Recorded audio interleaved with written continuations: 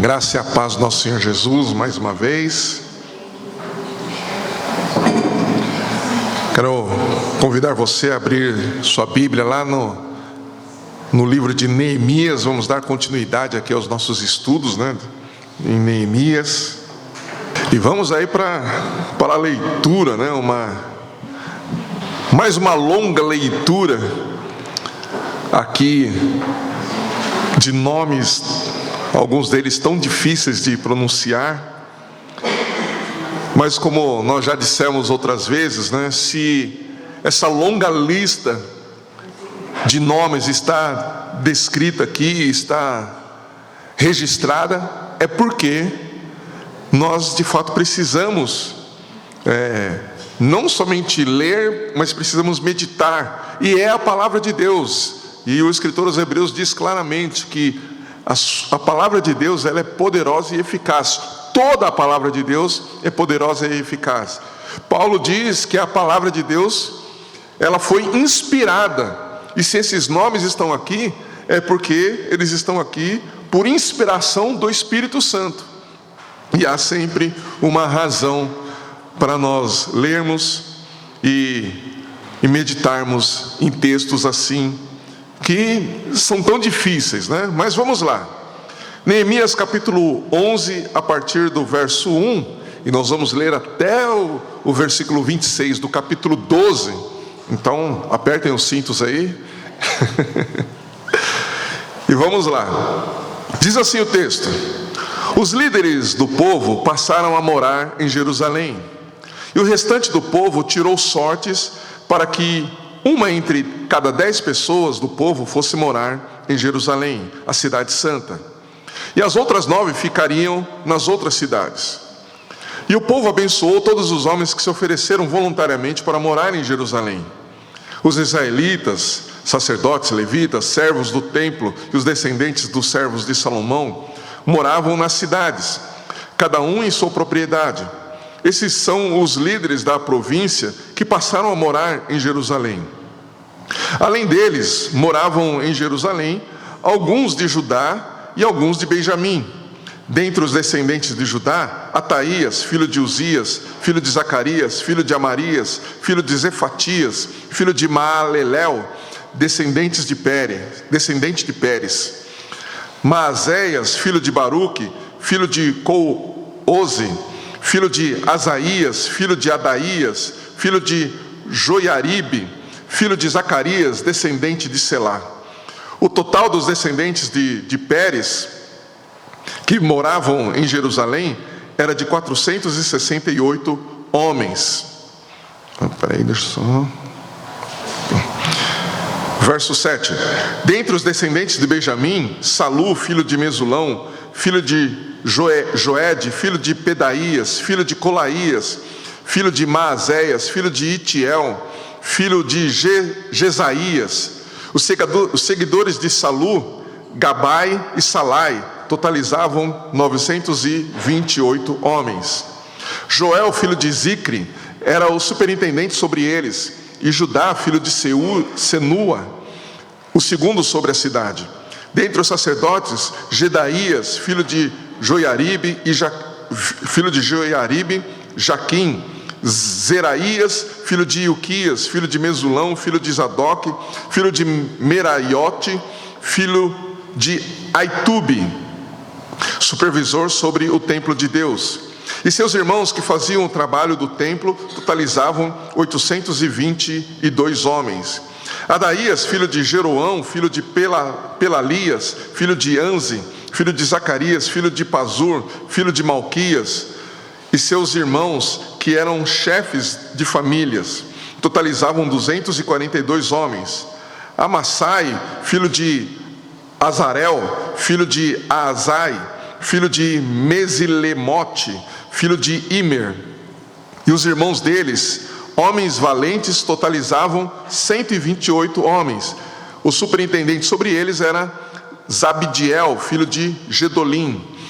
Dentre os levitas, Semaías, filho de Assub, filho de Asrirão, filho de Asabias, filho de Buni, Sabetai, e Josadabe, chefes dos levitas, responsáveis pelo serviço externo do templo de Deus.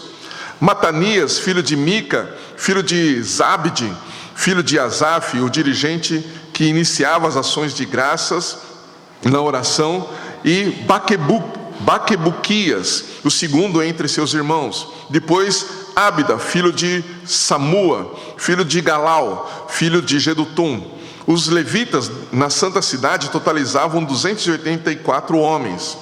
Os porteiros, Acube, Talmon e seus irmãos, os guardas das portas, totalizavam 172 homens. Os demais israelitas, entre eles os sacerdotes e levitas, moravam em todas as cidades de Judá, cada um na propriedade de sua herança. Os servos do templo, porém, moravam em Ofel. Eziá e Gispa os supervisionavam. O superintendente dos levitas em Jerusalém era Uzi, filho de Bani, filho de Asabias, filho de Matanias, filho de Mica. Dos filhos de Asaf, os cantores, ele estava encarregado do serviço do templo de Deus. Havia uma ordem e uma norma da parte do rei a respeito deles, os cantores, estabelecendo o dever de cada dia. E Petaías, filho de Mesezabel,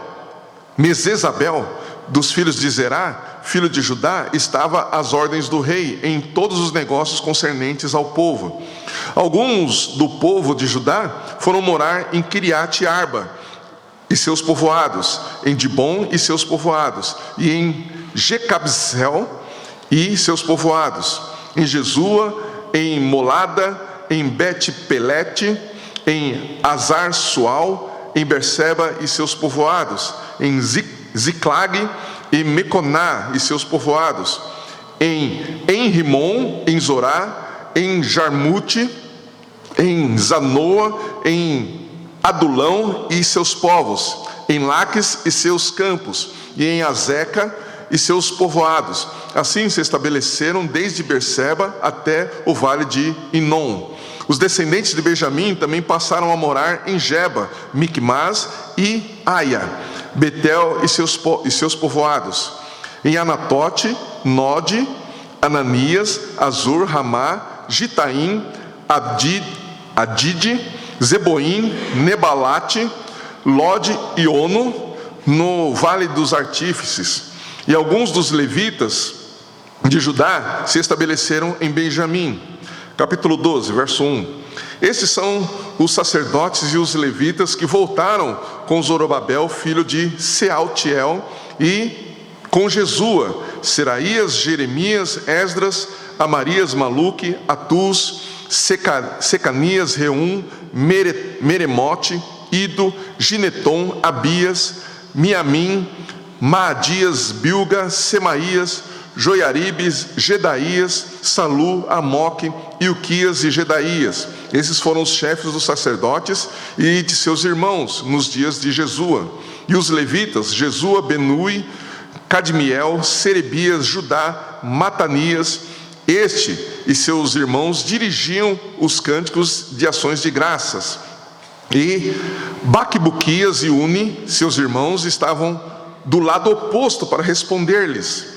Jesua, pai de Joaquim, Joaquim foi pai de Eliezabe, Eliezabe foi pai de Joiada, Joiada foi pai de Jonatã, e Jonatã foi pai de Jadua. E nos dias de Joaquim, estes foram os líderes das famílias de sacerdotes, da família de Seraías, Meraías, da família de Jeremias, Ananias, da família de Esdras, Mesulão, da família de Amarias, Jeuanã, da família de Maluque, Jonatã, da família de Sebanias, José, da família de Arim, Adna, da família de Meraiote e Ucai, da família de Ido, Zacarias, da família de Geniton, Mesulão, da família de Abias, Zicre, da família de Miniamim e de Maadias, Piltai, da família de Bilga, Samua, da família de Semaías, Jonatã, da família de Joiaribe, Matenai, da família de Gedaías, Uzi, da família de Salai, Calai, da família de Amoque, Eber, da família de Ilquias, Asabias, da família de Gedaías, Netanel. Nos dias de Eliasibe, os chefes das famílias dos sacerdotes e levitas, Joiada, Joanã e Jadua, foram registrados durante o reinado de Dário, o persa. Os chefes das famílias dos levitas, até os dias de Joanã, filho de Eliasibe, foram registrados no livro das crônicas. Os chefes dos levitas eram Asabias, Serebias, Jesua, filho de Cadmiel, e seus irmãos, que ficavam do lado oposto ao deles para louvarem e darem graças, segundo a ordem de Davi, homem de Deus. Matanias, Bacubuquias, Obadias, Mesulão, Talmon e Acube eram porteiros e vigiavam os celeiros junto às portas. Esses vieram nos dias de Joiaquim, filho de Jesua, filho de Josadaque, como também nos dias de Neemias, o governador, e do sacerdote Esdras, o escriba. Amém. Vamos orar. Senhor Deus, nós te damos graças pela tua presença, pelo teu amor e pela tua palavra, Pai. Cremos que tudo o que está escrito foi escrito para a nossa edificação. E por isso, Pai, nós nos dedicamos à leitura e nos dedicamos com afinco, a fim de que de fato possamos receber do Senhor a instrução, recebermos do Senhor aquilo que vai edificar os nossos corações e vai nos levar a viver uma vida que te agrada. Pedimos ao teu Santo Espírito que abra o nosso entendimento para entendermos o que o Senhor quer falar conosco por meio dessas escrituras, e que o Senhor seja em tudo glorificado e exaltado. É em nome de Jesus que nós oramos. Amém. Muito bem, até depois dessa leitura aqui tão extensa, né, e tão densa, né, difícil, né, alguns nomes muito difíceis da gente pronunciar, inclusive. O que nós vemos aqui é nada mais do que uma longa lista de nomes que a gente fica até pensando. E eu ouvi um pastor falando a respeito desse texto, né, desse trecho. Ele disse o seguinte, né, que depois de ler algumas vezes, ele se apresentou diante de Deus em oração e falou: Senhor, o que eu posso tirar desse texto? Parece que eu estou num deserto, cavando no deserto, e não vou encontrar nada. E eu tive uma sensação muito semelhante a essa, né? Eu li, reli algumas vezes, né? E eu fiquei pensando: Senhor, o que o Senhor quer falar, né? O que nós podemos tirar desse texto? E como uma introdução, eu quero falar de uma notícia que é recente, inclusive, que é lá do Egito. O Egito, ele está passando por já há algumas décadas, está passando por um grande problema urbano, né? A maior parte da população lá do Egito ocupa uma pequena parte do território, né? Então eles estão com uma concentração de pessoas muito grande, né? E uma concentração muito grande de pessoas num pequeno espaço físico, territorial, gera muitos problemas sociais, econômicos até, né? E também de sustentabilidade, né? A solução que eles encontraram foi construir uma nova cidade, né, distante mais ou menos 60 quilômetros da capital. E essa cidade, né, até aqui, custou já entre 45 e 50 bilhões de dólares para ser... Opa, ficou meio alto aqui. Para ser construída, né? Só que essa cidade, né, apesar de ser maravilhosa, essa nova cidade, apesar de ser maravilhosa, ser tecnológica, ser sustentável, não, por algumas razões, essa cidade tem poucos habitantes. Quase ninguém foi morar lá. Ninguém quer se mudar de onde está para ir para essa nova cidade. Um dos problemas, é claro, né, por ser uma cidade muito tecnológica, inclusive, né, os preços das casas e dos aluguéis são muito altos, né? E é uma cidade nova e tem pouca oportunidade de trabalho, né? Então são poucas pessoas que foram para lá. Mas essas é uma das razões, né? Ou essas são algumas das razões. A verdade é que as pessoas não querem ou têm medo de se mudar e de ir para essa cidade, né? E mesmo eles enfrentando essas dificuldades lá na cidade onde eles estão, né? Essas dificuldades sociais, econômicas, né? As pessoas não querem deixar o local em que habitam atualmente e que vem habitando já por diversas gerações, né? Imagina uma família onde o bisavô morou lá, o avô, depois o pai, agora são os filhos, né? Daqui a pouco vem os filhos dos filhos, e eles têm uma raiz fincada ali muito forte, né? Além do fato também do Egito, né, ser uma cidade histórica, e eles terem muitas oportunidades, inclusive com o turismo, né? Então essas são algumas das razões porque a nova cidade, né, é quase que uma cidade fantasma. Agora, quando a gente vem aqui para esse texto, né, do nosso texto aqui de Neemias, a gente vê algo muito semelhante, né? Numa situação talvez quase que inversa, né?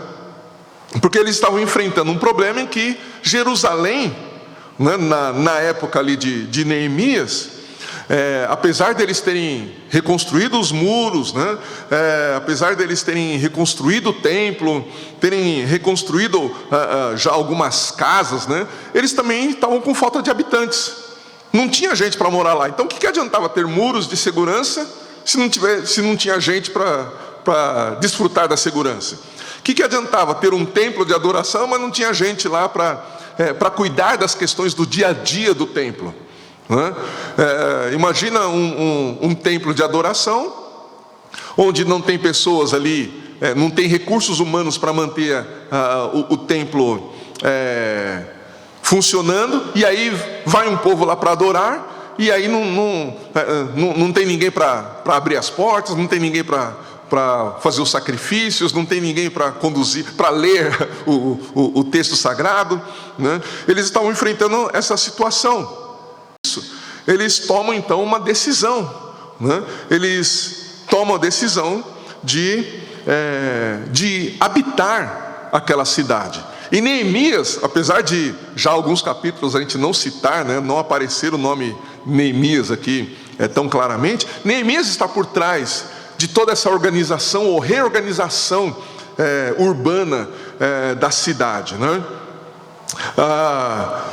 Uma característica bastante interessante, né, que a gente pode também observar nesse texto e naquela época de Neemias, é que, por exemplo, nós aqui que vivemos numa cidade metropolitana, né, nós temos algumas questões que são favoráveis para nós, como por exemplo segurança. A gente sabe que quando a gente mora numa cidade como a nossa, nós temos alguns recursos, né, que os próprios governantes proporcionam, né? Segurança pública, saneamento, aquela coisa toda. Agora, o que nós vemos ali naquele momento é que a cidade de Jerusalém, ela não tinha todos esses recursos, então era mais seguro viver fora da cidade, né, no campo ou em outras cidades ao redor, do que na própria cidade de Jerusalém. Até porque a cidade de Jerusalém era uma cidade cercada por inimigos e estava constantemente sendo atacada, estava constantemente sob ameaça. Então as pessoas tinham medo de morar dentro dos muros da cidade, porque a iminência de um ataque, a iminência dos inimigos irem contra eles era muito maior do que fora da cidade, né? Hoje a gente vê as pessoas querendo todas morarem na cidade, né, e abandonarem o campo, né? Lá eles queriam continuar no campo e não habitar as cidades. E em toda essa organização aqui de Neemias, né, esse homem sábio, esse homem de oração, esse homem temente a Deus, a gente vê que ele reorganiza a cidade, incentiva as pessoas a morarem lá, mas ele não necessariamente diz para todas as pessoas abandonarem o campo. A gente vê um equilíbrio aqui, né? Para que haja habitantes na cidade, mas que também haja pessoas no campo e em outras cidades ao redor. né? E aí a gente vê também a grande importância dos líderes, porque quem encabeça essa habitação da cidade são os líderes. Os líderes decidem ir habitar na cidade. E agora, qual a importância? Eu quero falar um pouquinho aqui sobre a importância dessa cidade, da cidade de Jerusalém. Jerusalém, em toda a história, principalmente do Antigo Testamento, né, ela ocupa uma importância central, principalmente se a gente pensar no reinado de Davi, né? 2 Samuel, no capítulo 6, diz que Jerusalém se tornou o local de descanso da Arca da Aliança, né? E a Arca da Aliança simbolizava o quê? A presença de Deus. Por isso, né, o templo, né, construído ali na cidade por Salomão, se tornou também um local onde Deus e o seu povo se encontravam. E a graça de Deus era ministrada ao povo, e o povo respondia a essa graça, reafirmando a sua participação na aliança que Deus havia estabelecido, né? Depois que a Arca da Aliança foi levada, né, de Jerusalém, após o reinado de Salomão, né, a própria cidade, não só mais o templo, mas a própria cidade alcançou esse status, né, de cidade de Deus, onde Deus habitava, né? Ezequiel, no capítulo 48, confirma isso, né, no verso 35, quando diz: terá 18.000 côvados ao redor, e desde aquele dia o nome da cidade, Jerusalém, será: o Senhor está aqui. Há pouco, né, no nosso estudo aqui da IBD, o Samuel estava ministrando e falando sobre essa questão da presença de Deus no templo. Que a presença de Deus no templo significava e representava o quê? A própria presença do divino, o encontro dos céus com a terra e da terra com os céus, né? Do homem com Deus e Deus com o homem, né? Então, espiritualmente ali, no templo, os céus e a terra se encontravam. Depois que a arca foi levada, né? A Arca da Aliança foi levada, né? Toda a cidade de Jerusalém alcançou esse status, o status onde Deus habitava, o status onde Deus estava presente, onde o homem podia se encontrar com Deus, e Deus vinha para se encontrar com o homem, onde os céus e a terra se encontravam, né? Por isso a grande importância de Jerusalém. Por isso essa cidade era muito importante, era o local onde Deus e seu povo se encontravam. O Novo Testamento vai apontar para a igreja como a nova Jerusalém, e os sacramentos, né, a ceia e o batismo, como os meios da graça, como ponto culminante, né, da comunhão de Deus com o seu povo redimido. Então a igreja hoje, ela ocupa esse status de nova Jerusalém, onde Deus está presente, onde Deus habita, onde Deus se encontra com o homem, e o homem se encontra com Deus, onde Deus derrama da sua graça e o homem responde em adoração ao seu Deus.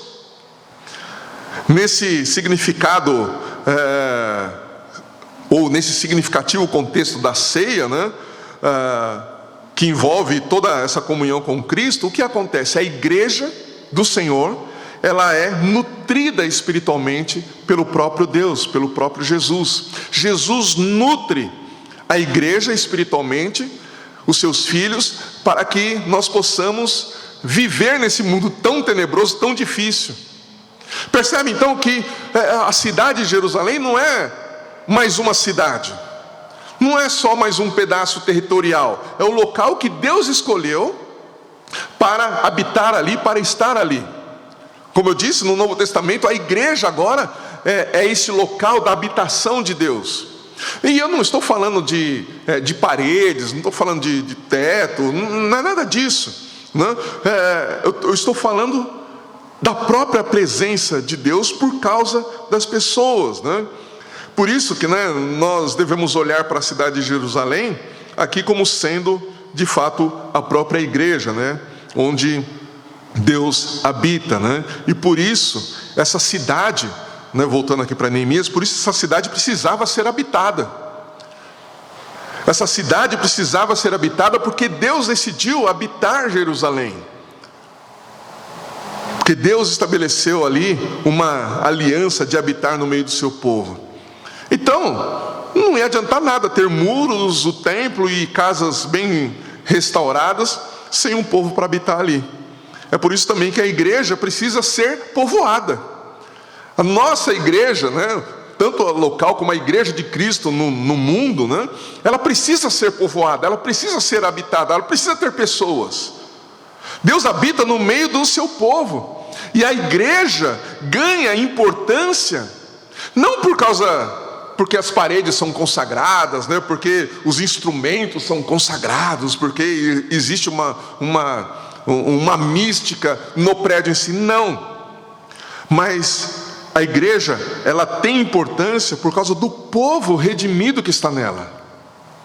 Porque Deus se encontra com o seu povo. É o local onde o povo se reúne para se reunir com Deus e onde Deus derrama da sua graça sobre o seu povo. Para que então o povo possa ir e por onde o povo for, levar esta presença de Deus, levar a glória de Deus e manifestar a glória de Deus. E mais uma vez eu quero me voltar para os líderes, né? Ali de Neemias, porque mais uma vez Neemias ele não aparece e também não faz questão de aparecer, né? Porque ele se torna uma pessoa central no sentido de organizar de forma adequada toda essa reestruturação da cidade, toda essa reurbanização da cidade.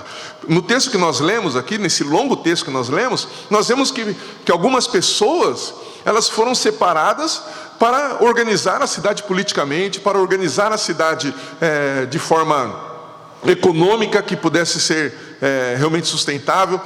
Havia pessoas, líderes, né, que estavam preocupados com como a cidade, como as pessoas seriam atendidas na cidade, como as pessoas, haviam os levitas, né, que estavam, e os sacerdotes que estavam, tinham a responsabilidade de manter a adoração ativa e bem organizada também. E como eu estava dizendo, os líderes, eles se tornam um exemplo inspirador para o povo, porque eles voluntariamente decidem morar na cidade, e outras pessoas também, de forma voluntária, decidem morar na cidade. Mas os líderes são os primeiros a se comprometerem com isso. E aqui eu quero abrir um parênteses, né? Por quê? Porque uma boa liderança, ela não oprime e nem coloca peso sobre o povo, mas também não isenta o povo das suas responsabilidades, né? Fazendo o povo se sentir culpado ou sendo responsável por carregar um grande peso.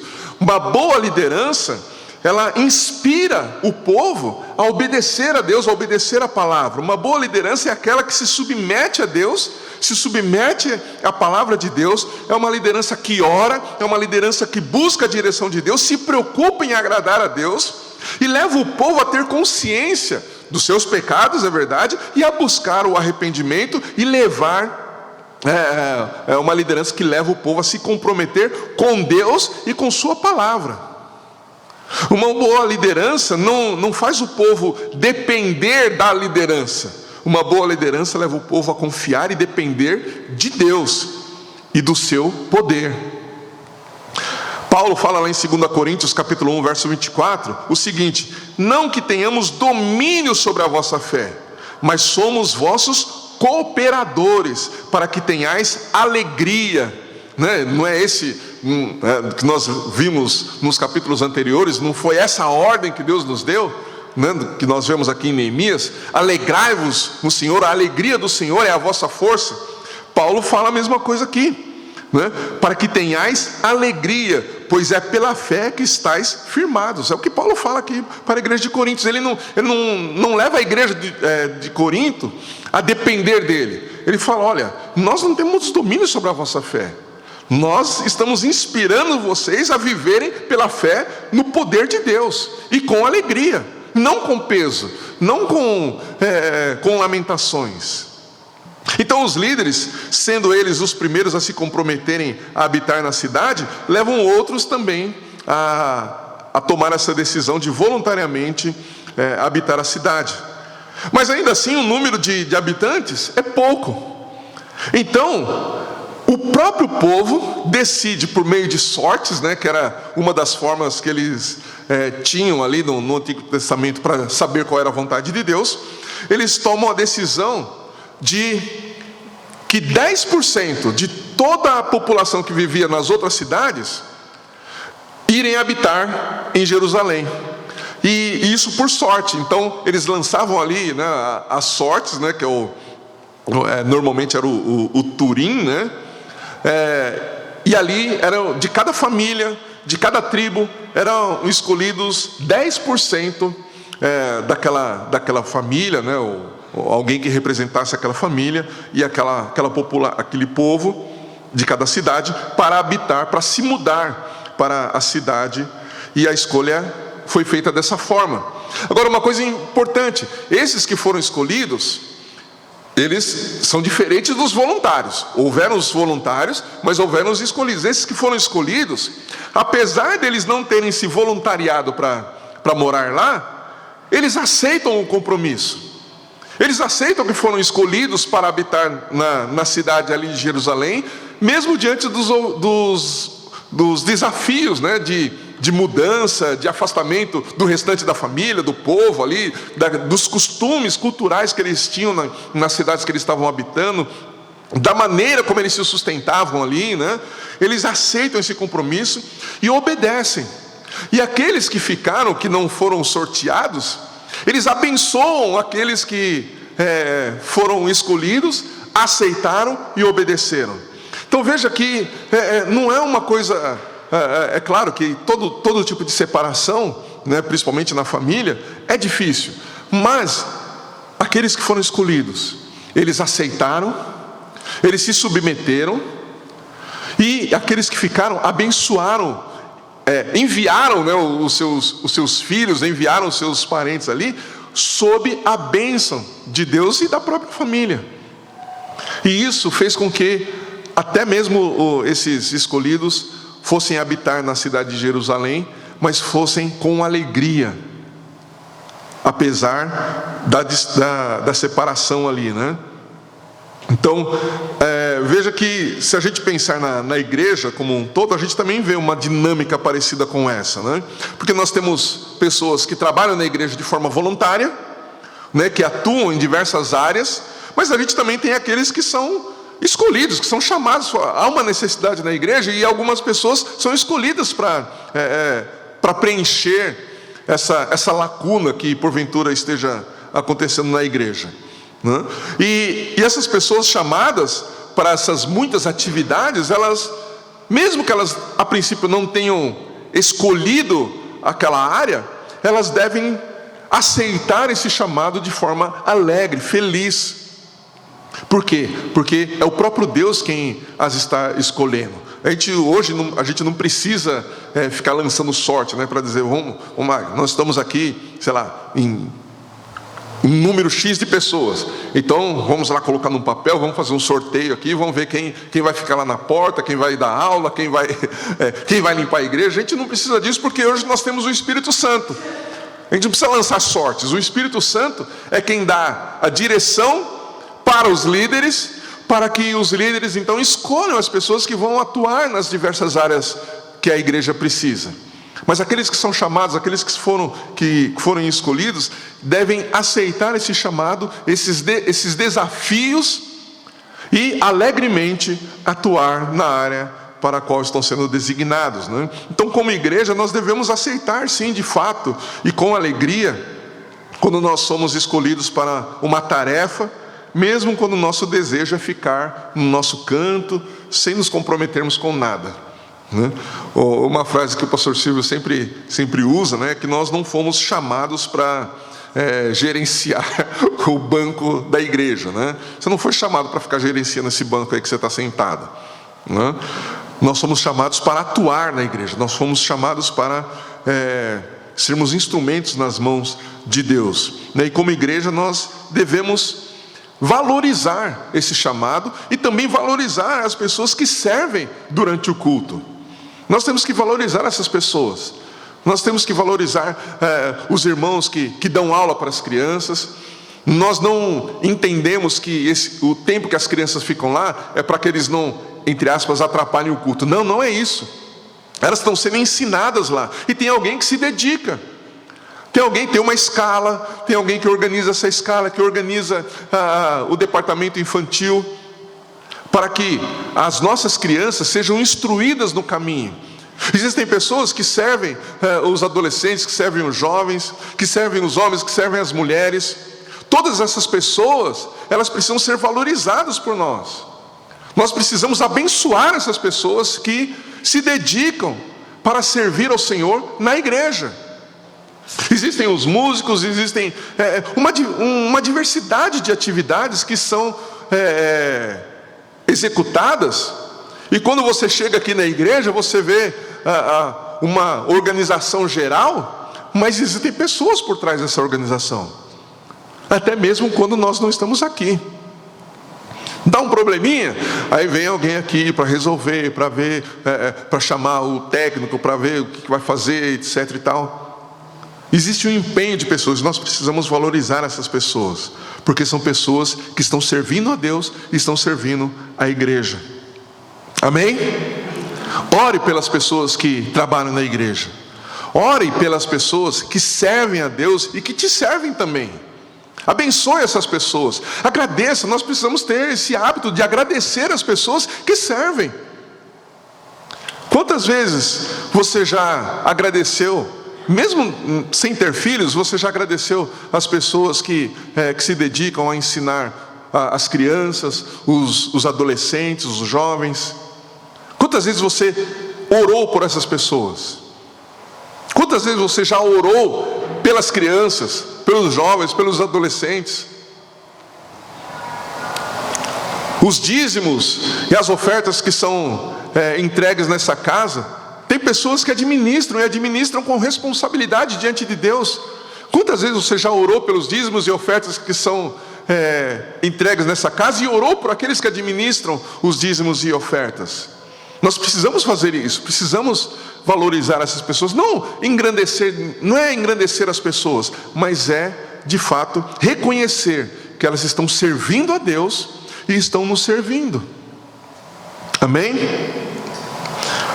E aí nós voltamos para essa lista, eu não vou ler de novo, fiquem tranquilos, mas nessa lista nós vemos não somente nomes difíceis de pronunciar, nós vemos nomes de famílias, com laços emocionais que remontam a várias gerações. E todos nós temos história. Então não é só uma lista de nomes, é uma lista de histórias. São filhos, netos, bisnetos, descendentes de até 6 gerações que têm histórias de vida. Por isso, cada nome dessa longa lista é importante. Nós vemos também a graça de Deus nessa lista. O exílio foi um juízo de Deus sobre o povo pecador, mas Deus, em sua graça, não os abandonou na escravidão e os trouxe de volta. E quando Deus traz de volta, Ele demonstra sua fidelidade na aliança com o seu povo. Nessa lista nós vemos também a preocupação de Neemias com a vida ativa da cidade, como um todo.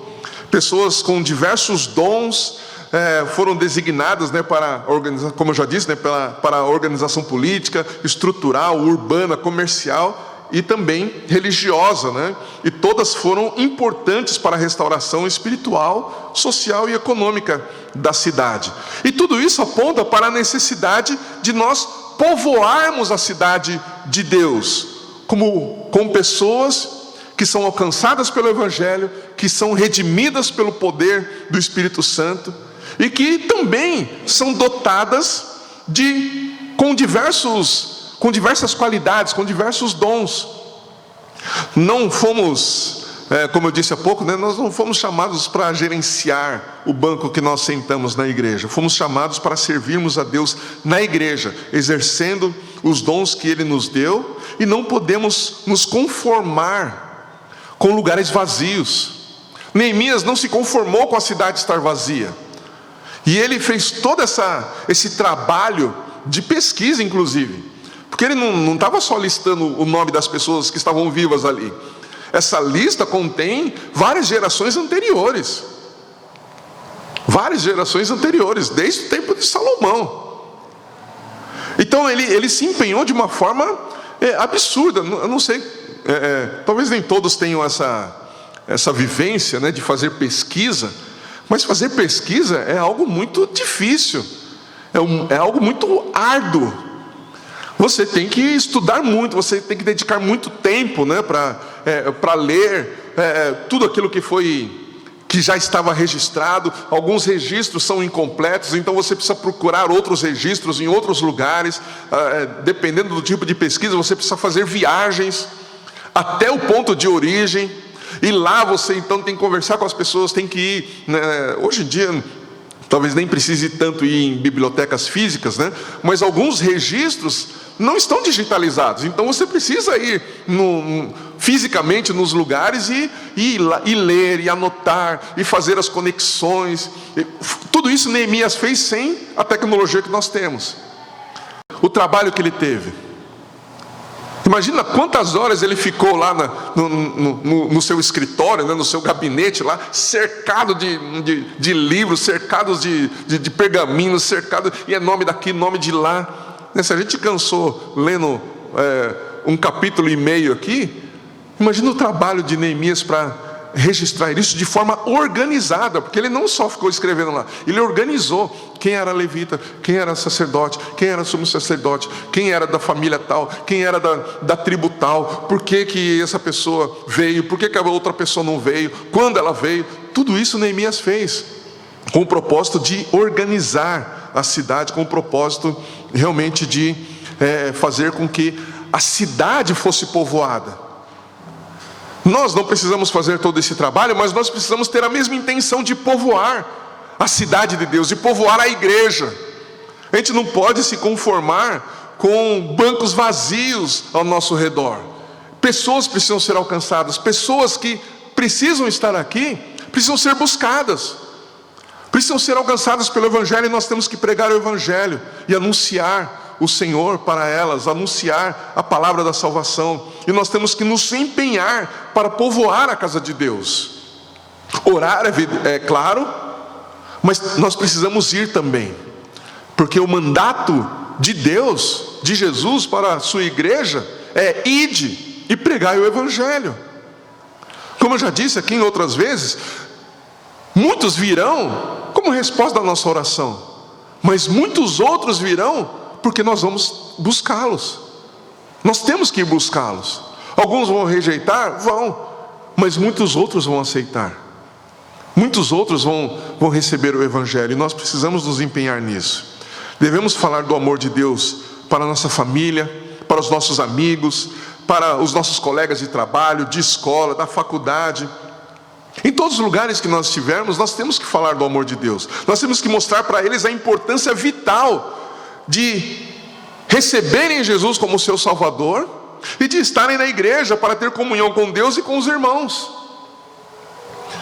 Ao final de todo esse trecho, né, nós lemos em Neemias, a partir do verso 22, né, acerca dos levitas, né, especialmente a partir do verso 24, nós vemos os chefes dos levitas eram Asabias, Serebias, Jesua, filho de Cadmiel, e seus irmãos, que ficavam do lado oposto ao deles para louvarem e darem graças, segundo a ordem de Davi, homem de Deus. Veja o trabalho de pesquisa de Neemias. Neemias, ele não só relatou os nomes, mas ele falou assim: peraí, de acordo com o que Deus estabeleceu através de Davi, então um grupo tem que ficar de um lado, o outro grupo vai ficar de outro, e não é só uma distância pequena, era uma distância grande.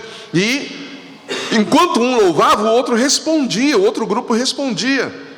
Então veja que tem uma organização aqui quase que de uma orquestra, né? Vamos dizer assim, uma orquestra de voz e instrumentos. Mas ele, nos versos 25 e 26, traz o relato também de outras pessoas, né? Matanias, Baquebuquias, Obadias, Mesulão, Talmon e Acube, que eram os porteiros, né, e vigiavam os celeiros junto às portas. Mais uma vez, nós vemos o trabalho de Neemias ali, porque foi Davi quem organizou os levitas, quem iria trabalhar, quem seriam os porteiros, quem iriam fazer os sacrifícios, enfim. Davi foi quem organizou tudo isso, e Neemias reorganiza Jerusalém com base naquilo que Davi já havia estabelecido. Verso 26, esses vieram nos dias de Joaquim, filho de Jesua, filho de Josadaque, como também nos dias de Neemias, o governador, e do sacerdote Esdras, o escriba. Por que eu estou citando esses versos finais aqui do trecho que nós lemos, né? Porque todo esse repovoamento, ele, além de toda essa organização, ela precisava ser celebrada com muita alegria. E a música sempre foi uma das formas mais eficazes de expressão de alegria. E esses levitas aqui, né, eles eram responsáveis pela música. Então, tudo aquilo que foi feito de reconstrução dos muros, reconstrução do templo, restabelecimento, né, da vida urbana da cidade de Jerusalém, a vida religiosa, né, esse grande reavivamento que aconteceu ali, tudo isso precisava ser celebrado. E a música, como eu disse, é uma das melhores expressões da arte, né, uma das melhores formas de expressão de alegria, né? E esse tema, né, sobre o louvor, a música, vai ser melhor desenvolvido nos próximos versos, que não vai ser hoje. Mas o que eu quero destacar aqui é que nós precisamos celebrar ao Senhor pelas vitórias que Ele nos dá. Esse povo aqui, nós já vimos nos capítulos anteriores, eles enfrentaram muitas dificuldades, muitas resistências. Eles tiveram um período que eles ficaram paralisados por conta dos inimigos, mas eles venceram. Deus os levou à vitória. Deus dá a eles a ordem de se alegrarem, e eles então festejam. E nós precisamos também festejar e celebrar as vitórias que o Senhor nos dá com música. Nós precisamos celebrar com música, e isso é muito importante. A Bíblia nos mostra que os céus estão cheios de músicas de celebração. O próprio livro de Apocalipse, né, apesar de toda simbologia escatológica, é um livro musical, é um livro que tem muita música ali. E eu quero citar, né, já estou terminando, eu quero citar uma observação do pastor Hernandes Dias Lopes, baseado inclusive aqui em Neemias. Ele diz o seguinte: devemos celebrar louvores a Deus pelas nossas vitórias. Jerusalém viveu mais de 100 anos debaixo de escombros. Agora a cidade foi restaurada, os muros foram reconstruídos e o povo celebrou com grande e intenso júbilo essa conquista. Precisamos celebrar com grande júbilo as nossas conquistas. A vida cristã deve parecer mais com uma festa de casamento do que com um enterro. A música marca as grandes celebrações e vitórias do povo de Deus. Miriam cantou depois da travessia do Mar Vermelho. Davi cantou ao trazer a Arca da Aliança para Jerusalém. E Tiago, ele diz: está alguém alegre? Cante louvores. Então a celebração, ela é muito importante, e ela deve ser executada por nós. Nós precisamos celebrar ao Senhor com cânticos, hinos, né? Cânticos espirituais, como diz também Paulo. E eu quero concluir, né, dizendo o seguinte, e fazendo uma aplicação, né? Assim como essa longa lista de nomes que nós lemos inclui pessoas individuais e famílias com suas histórias, nós também estamos incluídos na longa lista de homens e mulheres separados e salvos que Deus estabeleceu. Além da nossa própria história estar registrada nos livros, ou no livro de Deus, né, nossos nomes estão incluídos na história que Deus pré-escreveu. Os nossos nomes estão ali. Os nossos nomes estão incluídos no plano divino de salvação do mundo. Naquele dia, quando o livro da vida for lido, podemos ter a certeza, pela fé em Jesus Cristo, que nossos nomes serão lidos, seguido pelo chamado: vinde benditos de meu Pai. Aqueles que já passaram por um vestibular, né?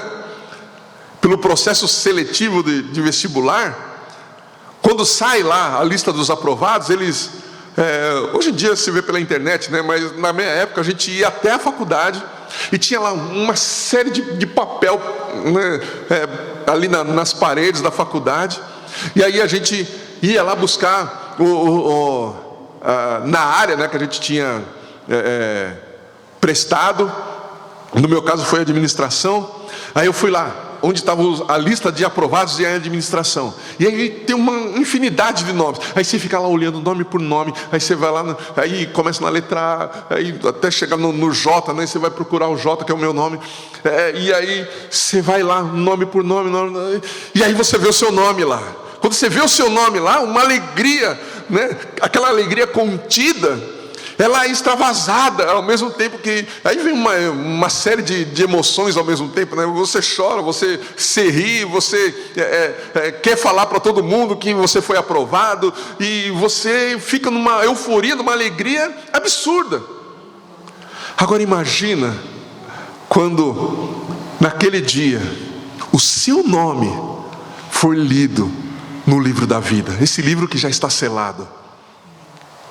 Imagina, você vai falar: tudo bem, eu já sabia. Não, uma alegria vai inundar seu coração, uma alegria por ouvir o seu nome. E quando você ouvir o seu nome, você vai estar definitivamente na eternidade com Cristo, inseparavelmente de Cristo.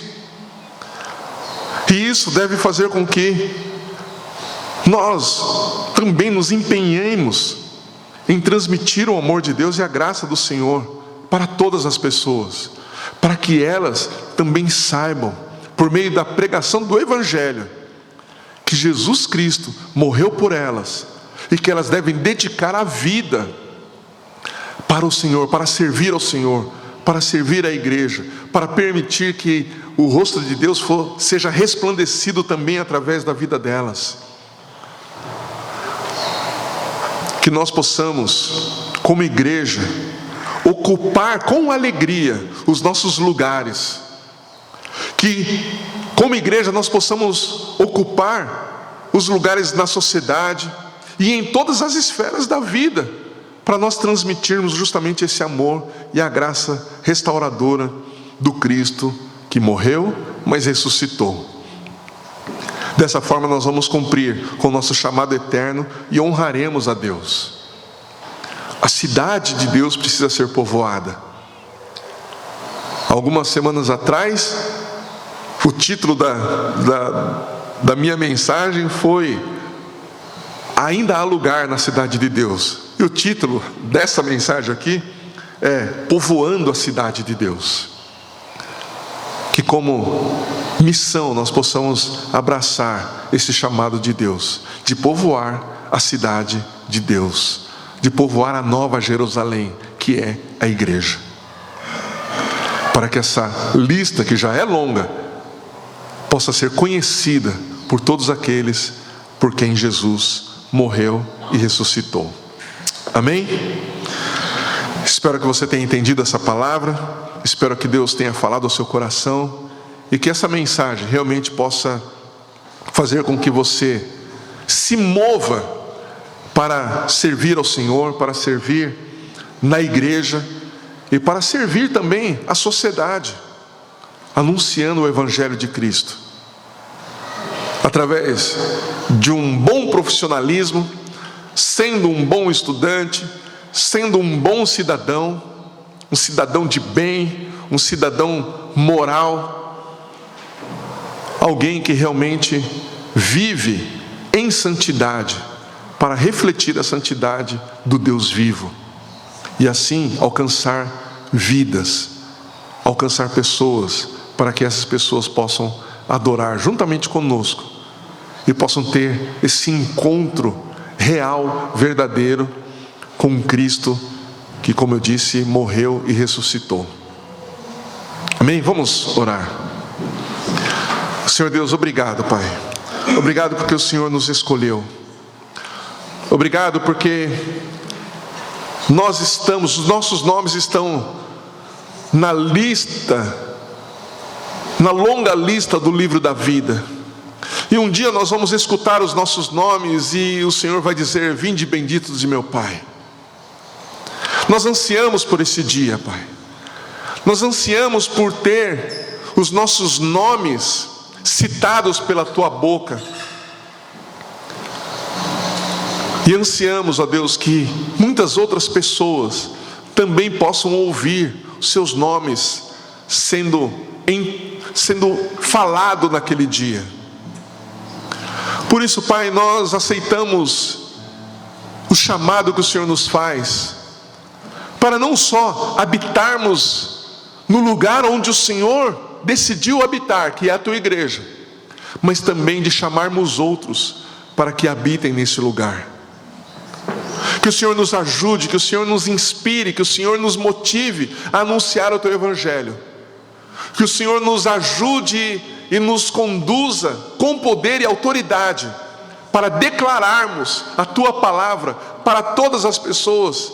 Que nós, ó Pai, possamos cumprir com a missão que o Senhor deu para a Tua igreja, que é de ir e pregar o Evangelho a toda criatura e fazer discípulos de todas as nações. Porque nós, ó Pai, queremos ver a Tua igreja cheia de pessoas Te adorando, cheia de pessoas que se voltam para Ti. Queremos ver a Tua igreja cheia de pessoas, ó Deus, que estão dispostas, ó Pai, a ouvir e a aprender como viver de modo agradável ao Senhor. Queremos ver a Tua igreja cheia de pessoas, ó Senhor, que verdadeiramente vivem para Ti, que honram o Teu nome e que Te representam em todas as esferas da vida. Deus bendito e glorioso, que nós, ó Pai, possamos alegremente nos empenhar para cumprirmos com o chamado que o Senhor nos faz. A Tua igreja precisa ser cheia de pessoas, sim, Pai. A Tua igreja precisa que famílias inteiras estejam aqui, Senhor, não só representadas, mas vivendo intensamente como família da fé. Por isso, usa as nossas vidas, ó Pai, para alcançar outras vidas, para alcançar famílias. Usa as nossas vidas, ó Deus, para que pessoas em nosso bairro, pessoas nessa cidade, pessoas nesse estado, nesse país, ó Senhor, sejam alcançadas pelo Evangelho poderoso e transformador. E que essas pessoas, ó Pai, espalhadas em todas as esferas da vida, possam de fato resplandecer o Teu rosto e anunciar para outros o Teu Evangelho e povoar a Tua cidade, Pai. É em nome de Jesus que nós oramos, ó Deus. É em Teu nome, Pai, que nós clamamos a Ti e pedimos que nos ajude neste compromisso de obedecermos a Tua palavra e seguirmos pelas orientações que o Senhor nos dá e pelos mandamentos que o Senhor nos dá. Em nome do Senhor Jesus Cristo, Pai. Amém, Senhor.